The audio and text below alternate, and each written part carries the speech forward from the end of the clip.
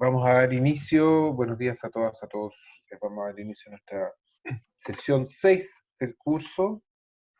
Hemos pasado por distintas experiencias de investigación en esta semana y hoy día vamos a tener una presentación de Paola Girón sobre la técnica o estrategia de sombreo o etnografías de movilidad. Vamos entonces entrando al campo, vamos a tener la presentación de Paola Girón. Paola Girón es urbanista, investigadora y académica del Instituto de la Vivienda de la Universidad de Chile. Es la coordinadora del programa de doctorado de Territorio, Espacio y Sociedad de la Facultad de Arquitectura y Urbanismo de la Universidad de Chile, de la cual muchos y muchas de ustedes participan. Y es la directora del Núcleo Milenio de Movilidad y Territorios. Paola lleva trabajando temas de movilidad desde su tesis de doctorado y en los últimos ya 10 años, podríamos decir, hemos estado, bueno, yo personalmente he estado trabajando con ella y junto con varios de los investigadores que han participado en este curso. De hecho, bueno, su trabajo ha permitido, ¿verdad?, como juntarnos y las personas que hemos estado interesados, que hemos llegado, ¿verdad?, a trabajar en la perspectiva de movilidades desde distintos campos, ¿verdad?, como por ejemplo Luis Iturra, Pablo Mancilla, son colegas que nos conocimos justamente a partir del trabajo de Paola hace varios años atrás, y desde entonces hemos estado desarrollando, ¿verdad?, la perspectiva, las metodologías desde distintos espacios y con distintos énfasis. De hecho, hemos logrado armar este equipo interdisciplinario. Yo vengo de la antropología, Pablo de la geografía, Luis de la arquitectura. Bueno, y hay más personas, está Susana también, Susana Cortés. Bueno, un grupo amplio de investigadores que hemos estado trabajando en este tema. Y uno de los elementos que nos permitió ponernos en comunicación en todas estas disciplinas distintas y experiencias distintas, fue justamente la dimensión metodológica.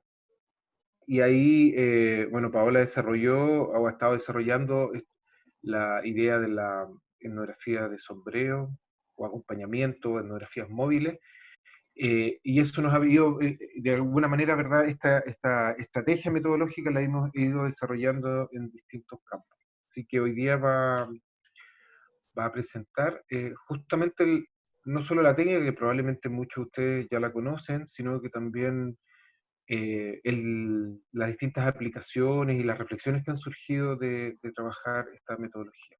Así que muchas gracias. Y Paola, yo te voy a... la idea es como las reglas son iguales, ¿verdad? Como una hora más o menos de presentación y después que podamos tener una buena conversación Dices que con no todos tengo ustedes. privilegio. Ah, no hay privilegio. Ya, vale. Listo, muchas gracias, Walter. También varios de ustedes la semana pasada nos pidieron que explicáramos más detalles de lo que de la técnica misma, del proceso mismo, de lo que nosotros hacemos, y eso es lo que le hemos estado pidiendo a los presentadores, pero les voy a contar un poquito, quizás desde cómo iniciamos este tema del sombreo. Yo cuando fui a hacer, y me reflejo mucho lo que ustedes están haciendo en sus doctorados, cuando yo fui a hacer mi tesis de doctorado, yo ya había hecho arte investigación muy tradicional, quizás desde arriba hacia abajo, como a veces como Instituto de la Vivienda, otras veces como representante del ministerio, cuando hacíamos consultorías a los ministerios, y siempre como que mirábamos nosotros como y ellos que no sabían, ¿no? Como que íbamos a ayudarlos y a resolverles algunos problemas. Y cuando empecé a hacer mi doctorado fue como critiqué mucho todo lo que había hecho antes, y ahora me estoy reconciliando harto con lo que hacía antes, pero en ese momento era cómo empezar a hacer un trabajo quizás más colaborativo por algún momento, pero quizás más horizontal. Eh, y quizás mi única principal recomendación del momento en el que están varios haciendo doctorado a partir de mi experiencia fue compartir lo más posible con distintas personas. No sé si Walter se acuerda, pero nosotros hicimos más o menos el mismo todo el rato contándonos qué es lo que estábamos haciendo, con muchos compañeros del mismo momento también, y asistía a casi todos los talleres que se ofrecían en su momento para compartir lo que hacía, todas las oportunidades que se ofrecían para poder discutir y compartir. Entonces les voy a compartir pantalla. Parece que tengo un problema con el audio. Si no se puede, se los voy a compartir después algunas cosas. Entonces les voy a contar un poco desde el comienzo del proceso de doctorado. Como les decía, yo no sabía mucho lo que era etnografía, no sabía lo que era un enfoque etnográfico, y también compartir con mis amigos antropólogos fue muy útil, también asistir a muchos talleres de desarrollo de etnografías donde preparaban a los estudiantes a ir a terreno. Adopté esta técnica del sombreo. Yo no sabía que se llamaba sombreo. En uno de los acompañamientos que hice, que estaba, debe haber sido este mismo, esta pareja que yo estaba acompañando, y los acompañé de manera separada y varias veces. Entonces, ya esta vez cuando lo estaba acompañando, ellos empezaron a tomar de la mano y a besar, y él le decía a ella, ah, ya, oye, no, mira que está la Paola atrás. Y ella le dijo, ay, no, pero si es la sombra, no importa, no pasa nada, porque ya llevaba mucho tiempo acompañándolos. Entonces, y ahí entonces yo le puse ese nombre. Y después empezamos a ver que sí, que habían en el mundo del marketing, por ejemplo, que existía esta manera de hacer sombreo, que era acompañar o más bien ciegamente a personas que se movían o que hacían cosas. Eh, pero como este giro de la movilidad también, como plantea Walter, implica un giro en las metodologías. No voy a entrar a los temas teóricos de la movilidad. Si quieren hablar de eso lo podemos hablar en otro momento, y qué implica y por qué es tan relevante esta mirada, pero centrar en la forma en que trabajamos. Lo que sí, esta investigación doctoral se sitúa quizás en la discusión que se llevaba a cabo en ese momento en Chile, que tenía que ver con segregación residencial. Esto ya hace harto tiempo. Yo tenía una mirada muy crítica al enfoque de los estudios urbanos que homologaban toda la desigualdad a segregación residencial, y en ese momento se discutía que vivir próximos era la solución. Entonces poner conjuntos de vivienda de altos ingresos al lado de los pobres podía generar mayor integración social. Esa era la discusión en ese momento. Y yo pensaba que no era eso lo que sucedía, y que sucedía otra cosa, pero que había que adaptar los enfoques para poder observar la desigualdad. Entonces lo que adopté en el momento fue un enfoque etnográfico para observar experiencias de movilidad cotidiana de 12 hogares que vivían en La Florida, en Santiago, que es una comuna en el suroriente de la ciudad, donde había creciente mixtura de ingresos y una buena cantidad de infraestructura. Todavía no se inauguraba el metro de la línea 5, se inauguró en esos momentos, se estaba construyendo mucho, entonces había infraestructura y había muchas obras de conjuntos cerrados, sobre todo en el lado más oriente de la comuna. Como les decía, este estudio era una crítica a los estudios de segregación y una crítica a los estudios urbanos en general, que tenían una mirada muy estática al territorio, y empecé a enfocarme o a adoptar esta mirada de las movilidades que estaba iniciándose en ese momento. Entonces, lo principal que hice en ese momento era sombrear a las personas en sus viajes cotidianos como una manera de comprender las prácticas de movilidad cotidiana. Eso fue como lo principal de la tesis en general. Yo lo que hice primero, como cualquier tesis, una información secundaria sobre la encuesta origen-destino, la CACEN, el PETUS, que era el Plan de Transporte Urbano en Santiago en esa época, que se formuló en el 2001, y estaban a puertas de la implementación del sistema Transantiago en Chile. Información del mercado habitacional para ver efectivamente cómo, si estaban construyendo las tipologías de vivienda. Recuerdo además que yo vengo del Instituto de la Vivienda, entonces me interesaba mucho ampliar esta mirada del objeto casa a poder entender el habitar, pero eso no lo tenía tan claro en ese momento. Recortes de prensa, qué es lo que estaba sucediendo en Santiago en ese momento. También entonces cuando empecé mi trabajo de campo, tenía más o menos claro lo que yo quería hacer, hice un piloto antes pero nada se acerca a lo que yo quería hacer. Yo sabía que quería abordar la experiencia de las personas, pero fue muy complejo para mí, como no siendo antropóloga, poder adentrarme en ese mundo. Entonces, lo primero que establecimos, establecí entrevistas a las personas, 16 viajes con de un día con las personas, y luego entrevistas finales con cada uno de los entrevistados. El material que yo obtuve después eran horas de grabaciones digitales, muchísimas, más de 3.000, 4.000 fotografías, diarios de viaje, que los traduje en mapas tiempo-espacio, que se los voy a mostrar ahora, muchas notas de campo, muchos formularios de información individual. Yo traté de recopilar mucho y algunos que me conocen, Walter me dice que soy maximalista, yo recojo mucha información y después no sabía qué hacer con tanta información. Y ese fue a ser uno de los problemas que ustedes pueden enfrentar.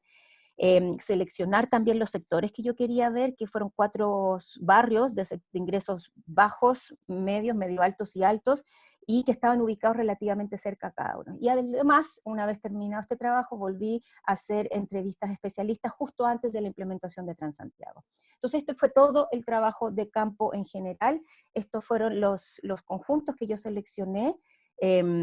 Conjuntos de ingresos bajos, Santa Teresa, de medios, Jardín Alto, Jardines de la Viña, que era un conjunto de ingresos medios altos, y además algunas viviendas de muy altos ingresos en Locaña. Al final estas 2 últimas no lo utilicé tanto porque gran parte de lo que yo hice tenía que ver con los 3 primeros.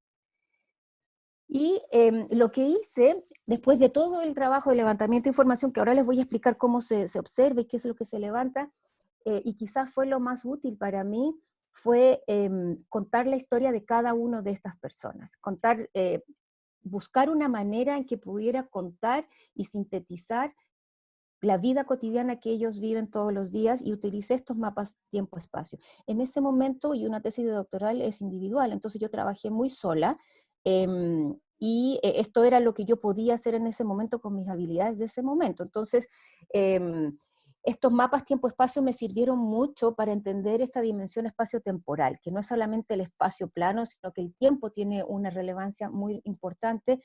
Y ahí me fui entrando en el tema de la vida cotidiana, que no me servía mucho entender fragmentos de la experiencia o fragmentos del espacio, sino que era el continuum entero de todo el día lo que me servía para poder desarrollar lo que yo quería. Entonces, les voy a contar un poco de cada. Bernardo está casado con Silvia, y él trabaja en el centro. Silvia se mueve muy poco, ella cuida a sus hijos, entonces se queda en la casa y tiene un emprendimiento al interior de la casa. Bernardo trabaja en una imprenta. Otra de las familias que trabajé fue Marta y su hija. Marta trabaja de empleada doméstica en la dehesa y su hija va al colegio muy cerca. Ella está casada con una persona que trabaja en un condominio de cuidador y se va en bicicleta. Yo creo que varios de estos casos, si ustedes han leído alguno de mis trabajos, son los que yo he trabajado, así que no les voy a contar tampoco el detalle de sus vidas. Esta es otra pareja que tienen 2 hijos, una niña que es adolescente y un hijo con un problema de aprendizaje, que entonces requiere que el papá y la mamá se turnen y trabajen cerca para poder cuidarlo. Y ellos viven relativamente cerca a la casa. Ella trabaja como empleada doméstica y él trabaja como guardia de seguridad. Estos otros casos son de conjuntos de ingresos medios. Mariela es la mamá de Pamela, y Mariela trabaja en distintos lugares en la municipalidad, pero también en una posta de noche, y Pamela está entrando a la universidad. Isabel fue la única persona adulta mayor que yo trabajé, sale una sola vez a la semana a visitar a su amiga en el centro. Y Claudia está estudiando su especialidad en ortodoncia, y se mueve harto lejos, en la ciudad, en colectivo, en metro. Con Claudia fue muy interesante porque con ella era la que más disfrutaba viajar, y era la que olía, sentía, le gustaba mucho viajar. Estos otros casos también los he trabajado bastante. El de Carlos, él es profesor, pero vende uniformes y está casado con Paula. Paula es nutricionista y trabaja en una clínica, hace consulta y además tiene su propia empresa. Cristian es repartidor médico, entonces se mueve por todos los hospitales, consultas. Como ven estos mapas, no sé si se los explico cómo interpretarlos, pero las líneas rojas es todo lo que ellos se mueven, las líneas verdes son los momentos que ellos están fijos en algún lugar. Marcela está casada con Cristian y ella hace distintas cosas, cuida a su mamá o la lleva más bien a las consultas, tienen 2 hijos y los trae y los lleva al colegio. Yo les cambié los nombres, así es que en algunos casos Arturo está casado con Soledad, Arturo trabaja en Enea, entonces viaja de la Florida a Enea todos los días, casi 2 horas, y Soledad trabaja en Las Condes y se mueve en auto. Y cada una de estas historias tenía su complejidad y su diversidad y distintas especificidades. Yo los escogí principalmente por la diversidad de ingresos, principalmente. El acceso a cada una de estas familias fue complejo. Como yo les decía, había tenido mucha experiencia en terreno, pero sobre todo en conjuntos de vivienda social, donde principalmente entrábamos como a ayudar, esa era la lógica. Y en este caso el acceso y la empatía que había que generar era muy distinta, y había que no sé, como situarse en el contexto y explicitar muy bien lo que se estaba haciendo, porque había que entrar con mucha confianza, porque yo los acompañaba, son trabajos de campo muy, muy intensos, donde yo entraba mucho a sus familias, pasaron muchas cosas con ellos, yo dormí siestas en casa de gente, en algunos casos cocinaba con ellos, los acompañaba todo el día, entonces era muy, muy intenso y la parte del acceso fue importante. Con las personas de ingresos bajos, al principio, la primera llegada era muy fácil, pero hacer todo el trabajo fue muy, muy difícil. Mientras que las personas de ingresos altos, la primera entrada fue difícil, pero ya una vez que ya entré al condominio, porque no era tan fácil entrar a estos condominios sociales, o condominios de altos ingresos, una vez que tuve acceso a una familia ya fue mucho más fácil. Y ahí con ellos fue relativamente fácil compartir y entonces con cada uno la experiencia fue muy distinta. Y fue muy intensa. Entonces esta primera parte del sombreo, a veces se piensa que el sombreo es solamente el día, efectivamente es solo el día del trabajo, pero la posibilidad de acercamiento previo es muy importante y yo creo que lo que más me demoré fue en eso. Muchas personas también, pese a que decían que sí querían participar, al final desistían cuando se daban cuenta que era un poco, es un trabajo un poco invasivo, porque estamos todo el día con ellos, y ellos no se pueden escapar como de disimular alguna cosa. Las entrevistas previas, ellos también cuentan, usamos bitácoras, usamos distintas cosas para que cuenten cómo es su viaje, pero nada se compara al viaje en sí mismo. Ellos dicen cosas, pero algo que hemos aprendido y por eso es tan importante observar las prácticas y utilizamos teoría de prácticas aquí para observar la práctica de habitar. Por ejemplo, muchas veces dicen que no evaden y sí evaden, muchas veces dicen que no comen en el auto y comen en el auto, dicen que se demoran 5 y se demoran 20, dicen que muchas cosas de las que dicen no son las mismas de las que hacen, así es que esta práctica o esta mirada desde las prácticas es muy importante y de la vida cotidiana, cómo la vida cotidiana se va uniendo a través de sus cuerpos. Les voy a contar brevemente este caso, que es algo que hemos escribimos con Walter, este caso, porque cuando yo ya terminé el trabajo de campo, volví varias veces, volví a devolverle la información, pero luego cuando ya volví a trabajar, volvimos a encontrarlos para ver cómo había modificado sus prácticas a partir de Transantiago, por ejemplo. Entonces este caso lo hemos trabajado mucho a partir del empleo, por ejemplo. Entonces Carlos tiene 50 años, está casado con Sandra, ella es la nutricionista, tienen 3 hijos, viven en Jardines de la Villa, él era profesor y ahora confecciona y vende uniformes a colegios, su trabajo es informal, pese a que esta familia gana por lo menos en ese momento 3 millones de pesos, son considerados ABC1 en el caso chileno.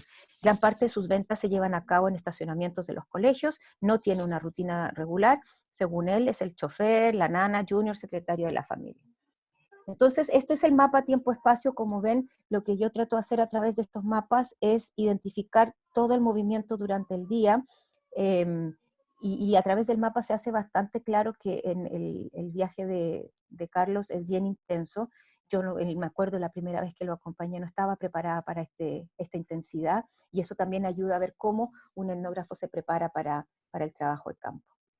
El auto es fundamental en todas las actividades que realiza. Yo trabajo con el auto, es mi medio de trabajo. Sin el auto no podría hacer, no veo bien, pagar las cosas, ir a los talleres, el bordado, de un taller a otro. Además soy el chofer de todos, mi esposa que va y viene, los niños, y ahora Cristina que tiene voleibol. Su rutina diaria empieza a las 6:30 de la mañana, cuando se viste rápidamente para ir a dejar a su esposa a unas cuadras de la casa donde recoge una amiga para llevarla al trabajo. Luego vuelve a preparar a los niños para llevarlos al colegio. Una vez en el colegio abre la maletera y la gente se acerca a comprar. Cuando termina de vender, su esposa le da las instrucciones para el día, estaciona en el mall, empieza los trámites, los bancos, el gas. A las 10:30 va al supermercado, llama a la casa para ver qué comprar para el almuerzo. Después de desayunar, recoge a los niños del colegio que hoy salen temprano y vuelve a vender. Luego de dejar a los niños en casa, se desplaza a Independencia a comprar telas, luego a varios lugares de regateo, compra lo que necesita, va a 2 talleres que están cerrados y decide almorzar cerca. A las 3 pasa por la oficina de su esposa, el segundo trabajo, a recoger unas cajas que luego deja en el hospital cuando la va a recoger para llevarla a su tercer trabajo. Carlos no recuerda mucho de su viaje, no está muy pendiente de lo que sucede afuera, se concentra en conducir para que no le pasen más partes, en contestar el teléfono, en organizar en su cabeza todas las cosas que tiene que hacer. Los momentos que son importantes para él y quizás los más significativos en el día son los momentos que pasa con su esposa en el auto. Estos encuentros representan el único momento en el día donde logran conversar, discutir sobre los niños, contarse de sus días, sus preocupaciones. Es su tiempo para estar juntos, donde pueden tocarse, tomarse la mano mientras él maneja. Sus días están tan repletos de información que el tiempo en el auto es su tiempo privado e íntimo. El auto en sí es su lugar, su espacio significativo donde deciden sobre sus días. Y luego, después de dejar los paquetes, va a otro taller, empaca camisas y luego va al supermercado. Camino a casa, llama a su esposa, ya está lista y la va a recoger. El día casi termina. Paran a comprar el pan en el camino, llegan a casa cansados, pero es tiempo de preparar a los niños para el día siguiente. Y eso fue mi trabajo de doctorado.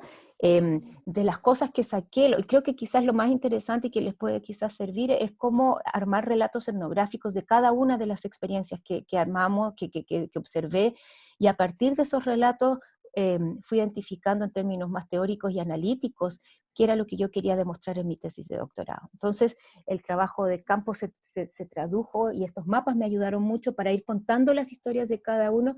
En algunos, parte de lo que yo trabajé en ese momento tenía que ver con los lugares en movimiento, con la lugarización móvil, también con la complejidad de la ciudad que sucede en movimiento y cómo más bien, como las conclusiones tenían que ver que la ciudad era una tesis como medio ambiciosa, porque hablaba de cómo la ciudad tiene que observarse de una manera distinta a partir de la movilidad. Es como un cambio de paradigma en temas de la ciudad. Y eso fue súper interesante, y luego volví, y después de mi doctorado yo ya no quería trabajar más sola, no me parecía, era muy difícil para mí, y entonces establecimos una cantidad de grupos de trabajo, como contaba Walter, y en ese sentido para mí asociarme no solo con antropólogos, sino con geógrafos, arquitectos, Juan también, que es ingeniero de transporte, y distintas personas, ha sido fundamental, y es un lujo poder trabajar de esa manera. Y lo que hemos hecho a partir de todo este tiempo y en estos últimos 10 años son muchas investigaciones, muchos Fondesit, en algunos son liderados por mí, en otros son liderados por otras personas, como hicimos un Fondesit sobre movilidad cotidiana urbana, que nos fue mucho, ahí es donde empezamos a trabajar con muchas personas, pero hicimos como 76 etnografías en todo Santiago. Ese es el mapa de los distintos lugares de donde etnografiábamos, centro, pericentro, periferia y extraperiferia, donde ahondamos muchísimo más en la metodología, capacitamos a muchas personas y empezamos a hacer un trabajo mucho más colaborativo y colectivo de cómo hacer etnografías simultáneas y colectivas al mismo tiempo. También está este trabajo con Walter en Alto Hospicio y Padre de las Casas, donde también se adapta el trabajo a otra escala, pero y a otros focos también.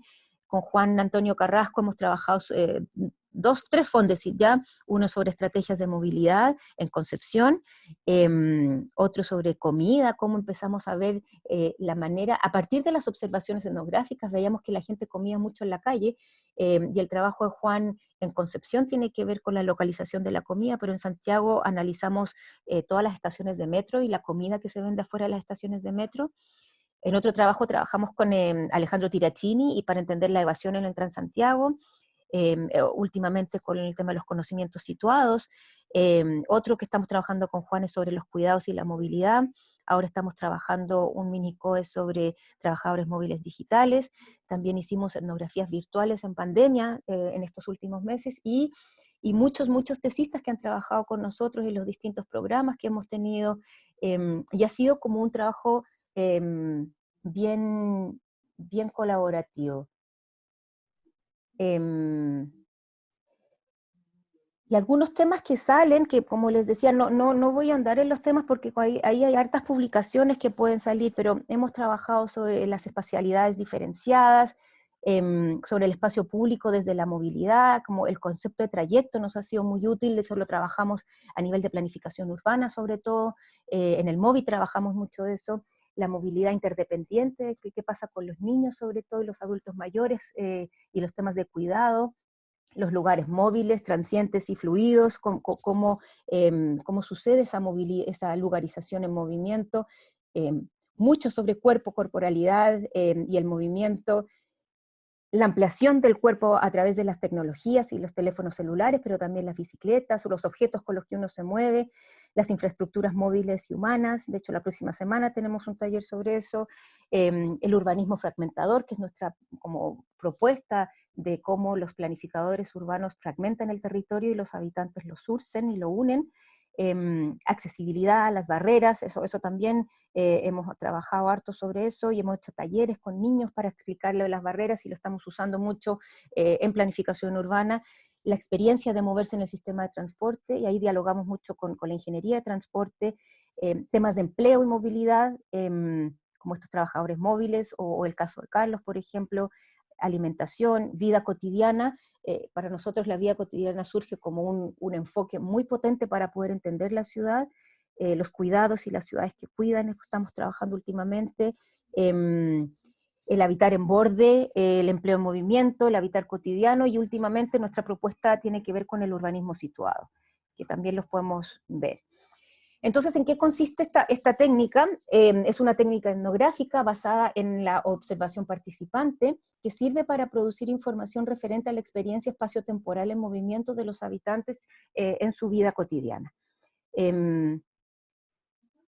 Entonces lo que hacemos es a partir del acompañamiento, que las personas saben que los estamos acompañando, como les decía, nosotros los entrevistamos previamente, saben exactamente, tienen que entender y es importante que entiendan. Yo siempre les pregunto que le expliquen a otra persona para poder entender qué es lo que implica. A partir de sus trayectos diarios se buscan identificar interacciones significativas, es decir, momentos durante el viaje, prácticas e instancias que para ellos son significativas.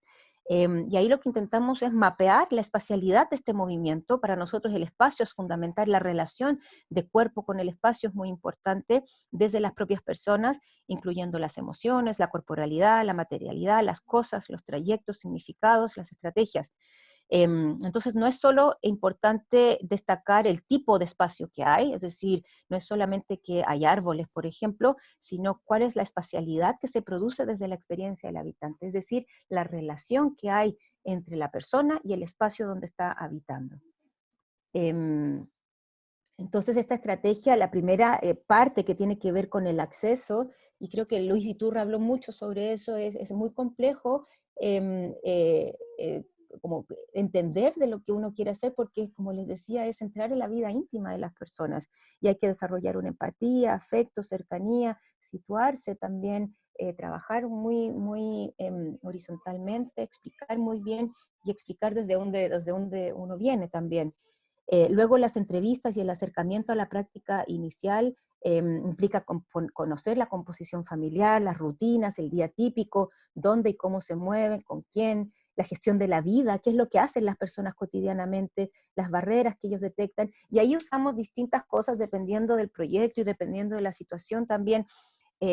A mí me gustan mucho las bitácoras porque ayudan como a ordenar un poco y más bien a generar una situación de que ellos al completar una ficha van contando mucho más de lo que lleva la ficha.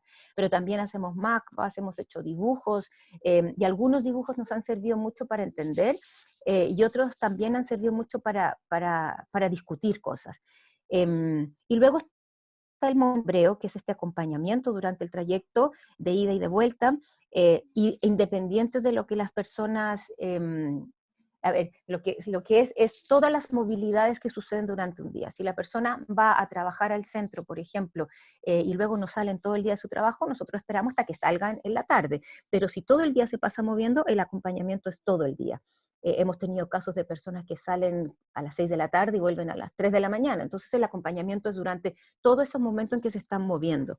Eh, y las distintas detenciones durante el día. Y ahí lo que observamos, y es muy importante el material con el que nosotros trabajamos, nosotros armamos kits de viaje, entonces tenemos cuadernos, tenemos lápices, cámaras, teléfonos, ha evolucionado mucho las formas que nosotros hacemos investigación a partir de los teléfonos, antes no los usábamos tanto, pero ahora se puede grabar, se puede usar el teléfono de una manera mucho más fácil.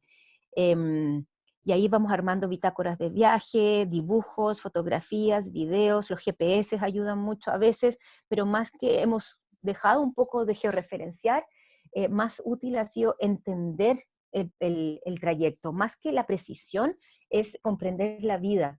Y luego hay una sesión generalmente de cierre o varias sesiones de cierre para discutir el material sobre el que se viajó, porque muchas veces sucede que en el sombreo, como son situaciones tan intensas y son desgastantes, es un día que parece poco, pero es muy intenso, no se alcanza a conversar las cosas que se vieron. Entonces después se tiene otra sesión para discutir sobre el material que surge. Entonces, lo que hacemos en estas etnografías, ¿qué es lo que observamos y qué es lo que producimos? El resultado final de este trabajo son relatos de la movilidad cotidiana a partir de los trayectos de viaje, destacando las interacciones significativas que suceden antes, durante y después del viaje a partir de la relación de estos elementos. Nos importa mucho lo que sucede antes, es decir, no solamente cómo se preparan para salir, sino en qué condiciones sucede este viaje, por qué se toman ciertas decisiones, por qué en auto y por qué no en micro, por qué esta ruta y por qué no otra, también lo que sucede durante el viaje y luego las consecuencias del viaje, porque muchas de las cosas que hemos observado es que los viajes muchas veces no son individuales primero y no son muy lógicos, muy racionales, como dice la ingeniería de transporte. Se toman en conjunto, las decisiones para viajar se toman en conjunto y tiene implicancias. Es decir, muchas veces si uno tiene miedo, probablemente la consecuencia sea que cambia de ruta, cambia de modo, o no sale, o viaja acompañado. Entonces es muy importante poder entender el antes, durante y después del viaje. Entonces lo que hemos empezado también a sistematizar, porque como les decía, después de mi trabajo individual empezamos a trabajar con muchas personas y empezamos a hacer muchas capacitaciones, y ahí el rol de Walter ha sido muy importante como capacitar etnógrafos para observar el espacio. Hemos desarrollado muchos talleres de capacitación y formado a muchas personas en esta mirada. Entonces, ¿qué observamos cuando observamos los cuerpos, por ejemplo? Es el cuerpo físico, pero también la ropa, los peinados, cómo se mueven, el sentido, todos los sentidos, el tacto, el olfato, visión, el gusto, la audición. Hemos desarrollado, por ejemplo, etnografías sonoras, solamente el sonido. Cuando hicimos el trabajo de la comida, el gusto era más importante quizás. Para algunas personas el olfato es muy importante. Pero esos sentidos empiezan a surgir como un elemento a observar. Las emociones, pasan muchas cosas durante el viaje, desde parejas que pololean en el viaje, o mujeres que tienen miedo, o personas que han sido asaltadas. o aburrimiento, o felicidad. Hay mucho, mucho que sucede y es impresionante. Uno piensa que en 20 minutos no pasa mucho, pero pasan muchas cosas. Así como hay viajes que son durante un día entero y también pasan muchas cosas. Los gestos que hacen las personas, qué es lo que les pasa. Y ahí uno pregunta después qué es lo que pasa cuando hacen gestos que se sienten como vacas, a veces en el metro se sienten, o las mujeres que son manoseadas en la micro, qué es lo que pasa con eso. Eso lo vamos viendo todo el rato. El miedo de viajar cuando se sube un lanza a la micro, todo eso los observamos. Y luego observamos las espacialidades. Y ahí en las espacialidades, igual nosotros estamos en una facultad de arquitectura y urbanismo, nos interesa el espacio, y por eso también nos interesa que cuando capacitamos a antropólogos, los antropólogos no necesariamente conocen del espacio. Entonces hay que explicar muy bien qué entendemos y por qué es tan importante la relación que sucede entre el cuerpo y este espacio. Observamos las materialidades, si son transparentes, si son lisas, dónde están las distancias, las escalas, las cosas, los objetos, el entorno, el equipamiento mobiliario, los colores, texturas, las articulaciones, flujos, circulaciones, la naturaleza, la estructura.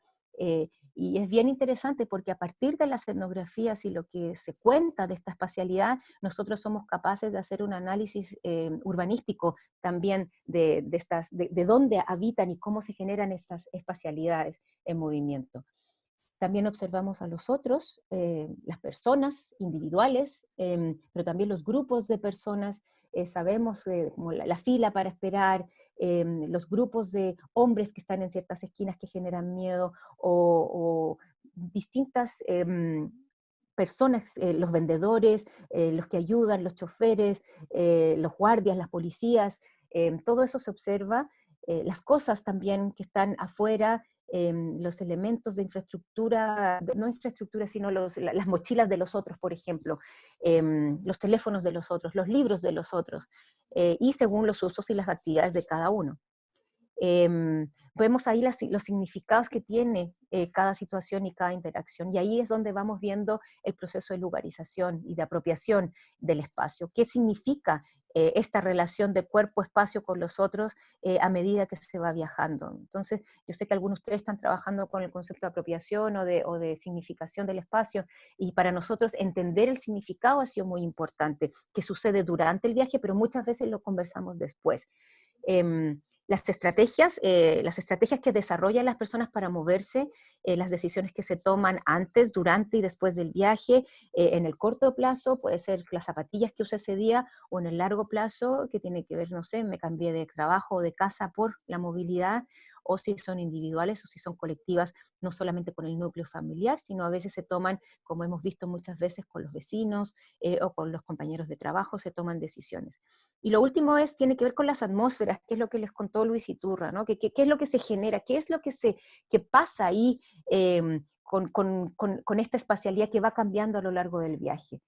Y eso es más o menos lo que nosotros observamos. El modelo para muchos de estos proyectos es observar la experiencia, y la técnica del sombrero nos sirve mucho para la experiencia porque es lo más cerca a la experiencia que podemos estar. Yo puedo preguntar, pero estar ahí es fundamental. Y ahí el cuerpo, las estrategias, la espacialidad, la materialidad, las prácticas, términos de cuerpos teóricos que estamos usando, nos sirve mucho para poder entender esto que estamos viendo. El tema de la capacitación a los etnógrafos no es solamente de la técnica, sino que es muy importante que ellos empiecen a adentrarse en estos marcos teóricos que nos, de la vida cotidiana, de la experiencia, para que puedan ir viendo. Esto lo usamos mucho como el tema de la exclusión social o de la desigualdad, las prácticas de movilidad como teorías de prácticas. El concepto de trayecto para nosotros es fundamental porque es esta vida cotidiana que sucede en el trayecto, y este trayecto que une los espacios fragmentados que por lo menos en el campo de la planificación urbana se ven por separado, ¿no? Y el trayecto une estas espacialidades. En esto estamos trabajando mucho ahora. Hay cosas que nosotros las trabajamos durante un tiempo y luego vuelven a ser relevantes como el tema del trayecto ahora. Y por otro lado, el tema de la accesibilidad es la forma en que nosotros entendemos la desigualdad. En el ámbito de la movilidad el concepto de desigualdad o el enfoque de accesibilidad ha sido muy útil para poder entender cómo sucede la desigualdad en movimiento, que supera un poco o va más allá de los estudios de segregación. Y esta es la idea de trayecto que la sacamos del trabajo de Tim Ingold, ha sido bien importante. Entonces, más que entender puntos en el espacio, entendemos la continuidad y la espacialidad que se genera de una manera mucho más fluida en el espacio, no como puntos, sino como un espacio que está en relación y que está, que nosotros, los cuerpos de las personas lo desarrollan en función de la espacialidad que se genera y de una manera muy fluida. Y lo otro que hemos hecho entonces son estas formaciones que hemos hecho cuando hacemos estos sombreos colectivos. No sé, hay algunas personas, no sé quién está hoy día aquí, pero algunos de los que han participado, estas sesiones son, tenemos sesiones larguísimas de, no solamente de capacitación, pero de vuelta, ¿no? Cuando tenemos, imagínense, 8 etnógrafos haciendo trabajo de campo de manera simultánea y vuelven a contar qué es lo que vieron. Son sesiones muy entretenidas, muy enriquecedoras, pero también muy largas para ir viendo y ir ajustando qué es lo que hay que observar. Entonces, hemos pasado capacitado a mucha gente como etnógrafos que les interesa el tema territorial o el tema corporal. Yo aquí tengo unos videos, pero yo creo que no los voy a poder mostrar porque se me cae el computador, pero le pedía tanto a Consuelo como a Inés que contaran su experiencia como etnógrafas. Consuelo tiene un acercamiento, ella está haciendo un magíster ahora, tiene un acercamiento más como a la quizás, y a Inés más al cuerpo. Entonces van poniendo también los etnógrafos su ojo específico en lo que hay que observar. Generalmente entonces buscamos etnógrafos que les interese el tema, hacemos unas sesiones de capacitación y ahí Walter ha sido fundamental para capacitar en el lenguaje también de qué es lo que queremos que se observe, la construcción de un cuerpo compartido de conceptos, de espacios, de barreras, de poder entender lo que queremos que se observe, ¿no? No es solamente la parte social, como más sociológica quizás, o más de lo que dicen las personas, sino sobre todo la relación con el espacio.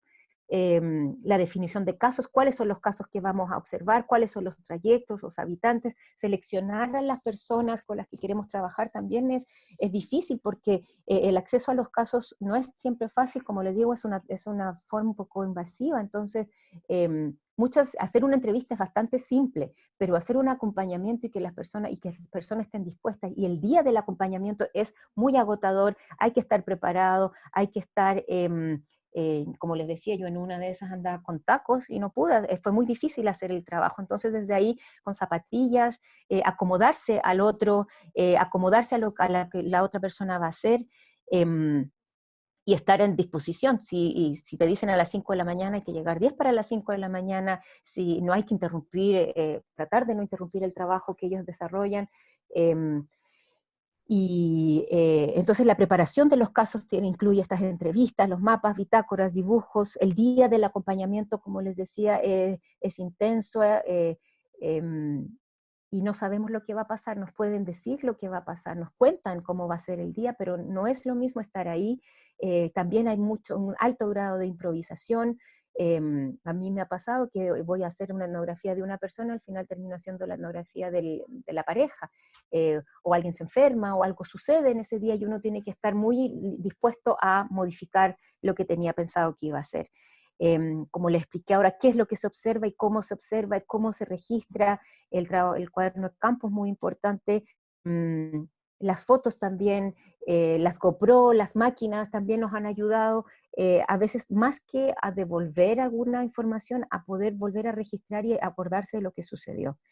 Y ahí se producen relatos verbales, escritos y gráficos, usamos mucho el tema gráfico, se identifican las barreras en los trayectos y luego nosotros lo que hacemos, usamos las etnografías como dato, porque hacemos un análisis colectivo a partir del continuum de los viajes, es decir, juntamos, como tenemos estas sesiones, como ven en las fotos, que son muchas, al final hacemos un análisis interdisciplinario y colectivo de todos los datos que recolectamos y ahí vamos sacando y teorizando a partir de estos trabajos. Una parte muy importante de estas etnografías, y quizás porque estamos en una facultad de arquitectura, ha sido cómo analizar, comprender y comunicar.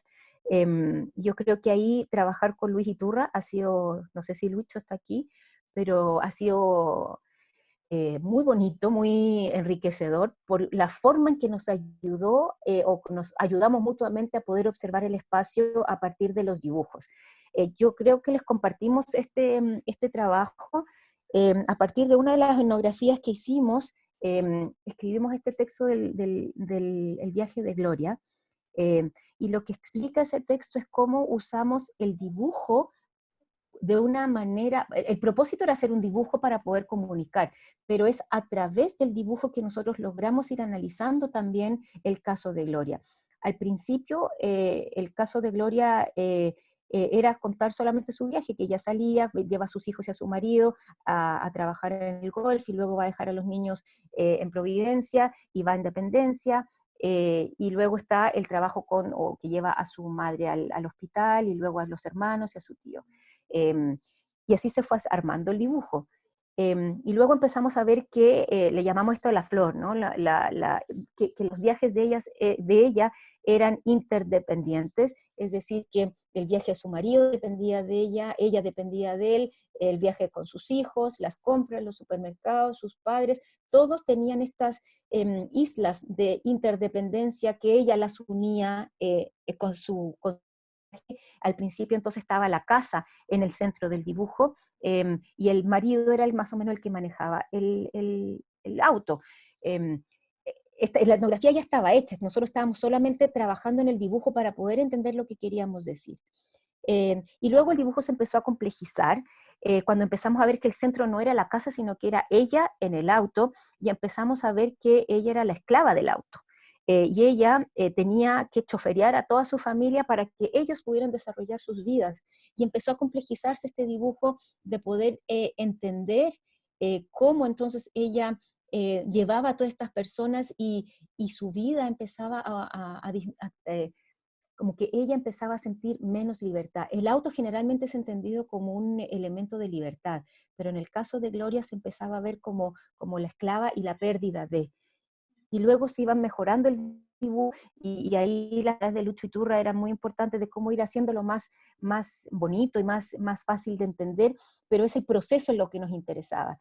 Y luego de esta flor se volvió en esta historia de Gloria, y que terminó así. ¿Ya? Entonces, este dibujo y esta forma de representar y de comunicar nuestras etnografías, ya no estamos usando los mapas tiempo-espacio porque no son tan útiles como esto, para comunicar que ella es la esclava del auto y está al servicio del resto de la familia, y que toda su vida gira en torno a esta interdependencia que tiene con el resto de las personas. Y cómo entonces ella y sus labores de cuidado son fundamentales para la reproducción de la vida de este núcleo familiar y de sus familiares extensivos. Y a partir de esto, entonces, empezamos también a ver distintas maneras en que podríamos graficar las cosas que hacemos. Este es como un recorrido para explicar caminata a micrometro, y usamos distintas formas, que esto es a partir de las etnografías podemos hacer análisis más gráficos de las espacialidades que se van generando, los podemos ver en más detalle después. Estos viajes más cortos, más largos, cómo a través del viaje entonces van surgiendo el detalle de la espacialidad a partir de las etnografías y las fotografías, y vamos viendo otras formas que podemos ir explicando, vamos observando, y a veces es a partir de una sola foto que podemos entender esta fragmentación territorial. No les voy a explicar mucho el detalle porque es más bien cómo nosotros usamos la mirada más gráfica. Cuando empezamos a ver la movilidad interdependiente, también lo importante que es esta mirada de la interdependencia, pero la vimos a partir de gráficos también. Este dibujo también lo hizo Luis Iturra. No se los voy a explicar tan en detalle, si quieren se lo explico después más en detalle, pero esta es una mujer de ingresos muy altos que comparte los viajes para llevar a los niños al colegio con sus vecinas. Entonces un día le toca a una, lunes, martes, miércoles a una, a ella le toca los jueves, y este es un día jueves donde ella lleva a los niños, lleva y trae todos los días, durante el día a los niños. Este es el caso de Gladys, que también lo han visto. Para nosotros este fue uno de los primeros gráficos que hizo Luis, para poder entender que lo que nos interesaba en un viaje era lo que sucedía mientras la mujer estaba trabajando, que son sus padres, que lavan y cocinan y cuidan a sus hijos mientras ella está trabajando. Em,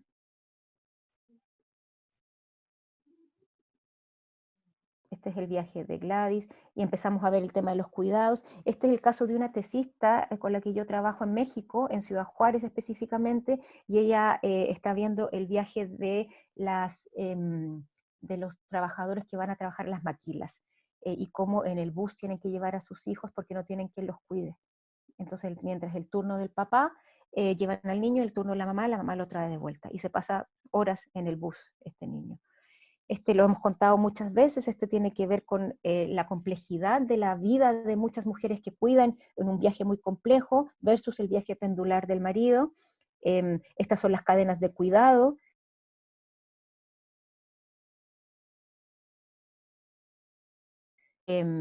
Y esto es mucho a través de la fotografía, cómo entender el encapullamiento, em, que contamos historias de cómo las personas viven el encapullamiento, pero nos ha sido muy útil entenderlo, usar la fotografía para poder entender la forma en que se apropia el espacio a partir de imágenes como de texto, pero también de la visualización, cómo las ventanas ayudan o no ayudan a poder ver, fisgonear, por ejemplo, cómo se observa esta otra forma de lugarización en movimiento, el acampar, ustedes saben las cosas, la cantidad de cosas que la gente hace mientras está en la micro: maquillarse, dormir, cortarse las uñas, jugar. em, Tenemos texto, todo esto está escrito, entonces yo solamente les estoy mostrando cómo lo hemos graficado y cómo lo hemos analizado a partir de esta. Creo que Luis mostró esta imagen la otra vez. em, Nosotros tenemos una forma de poder entender esta lugarización en movimiento, en general, de cómo la gente se va apropiando de su viaje y de los espacios que va em, moviéndose, como este espacio del pololeo al interior de la micro. Esto es lo último, esto que tiene que ver con los lugares fluidos a través de las bailarines K-pop, cómo las bailarinas, las chicas sobre todo, los chicos, chicas que bailan en distintas partes de Santiago lugarizan tanto el espacio físico como em, el espacio virtual, y cómo se van apropiando de la ciudad y generando una espacialidad mientras se mueven. Entonces no solamente es la micro el lugar o el espacio del baile, sino es el continuum que tienen en ciertos espacios en la ciudad. Em, el empleo en movimiento, este caso de cómo las personas trabajan mientras van en el metro, y qué es lo que sucede allí. Este es el caso de Carlos, que le conté antes, de que vendía los uniformes, y qué es lo que va sucediendo en su viaje, y nosotros esto lo interpretamos como la cinta transportadora se viene en la ciudad. O esta es una reponedora en supermercados.